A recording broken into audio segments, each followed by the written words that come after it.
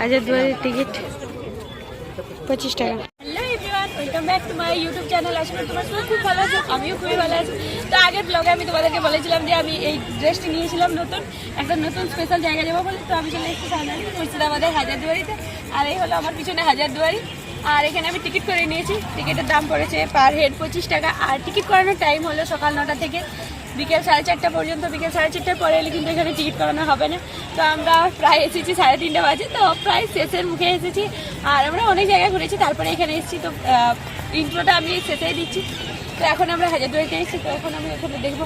আর Hazarduari main হলো এখানে 1000টা দুয়ার থাকলো, এখানে 100টি দুয়ার হলো নকল। তো এই নকল দুয়ারগুলি বানানো হয়েছিল শত্রুদের আক্রমণ থেকে রক্ষা পাওয়ার জন্য। তো এখন আমরা আছি হাজারদুয়ারির এইখানে গ্রাউন্ডে। আর এখানে আজকে প্রচুর ভিড় আছে। আজকে বলে কি নয়, আজকে বলে কোনো স্পেশাল নয়, এখানে রোজই এরকমই ভিড় থাকে। এই যে এটি হলো মেন হাজারদুয়ারি।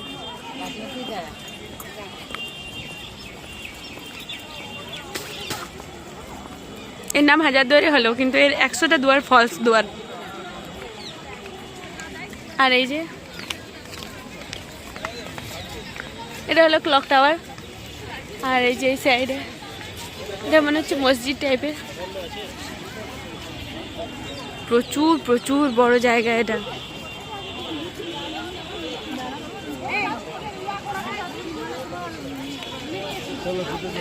আমরা যাচ্ছি এখানে ভিতরে। এই যে হাজারদুয়ারি দেখাচ্ছে, এর কিন্তু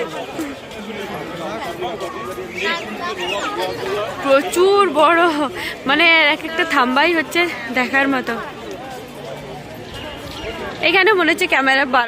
তো এখন আমরা আছি হাজারদুয়ারি এখানে প্যালেসের এখানে বাইরে, কারণ ভিতরে ক্যামেরা বা ভিডিও করা সম্পূর্ণ বন্ধ। ফোন এখানে সুইচ অফ করে দিতে বলেছিলাম।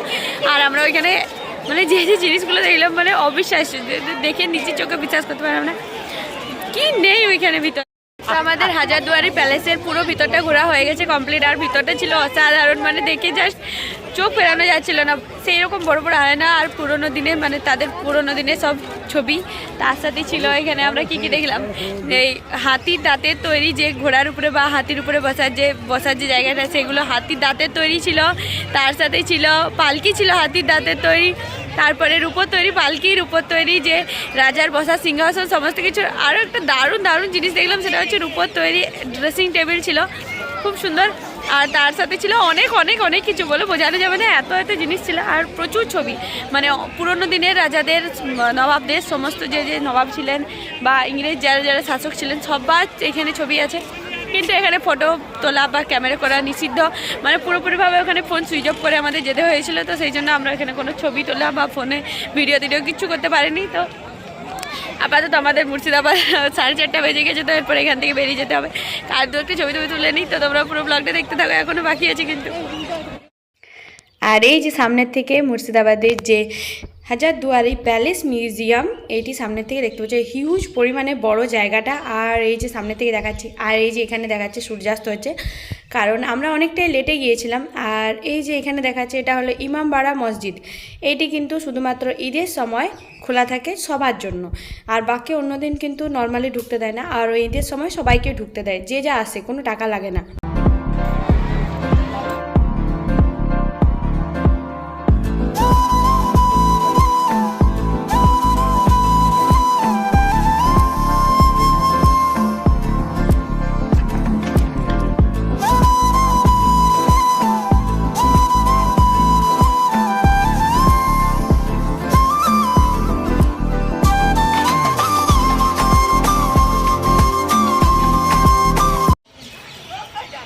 এটা হলো প্যালেসের পিছনের অংশ।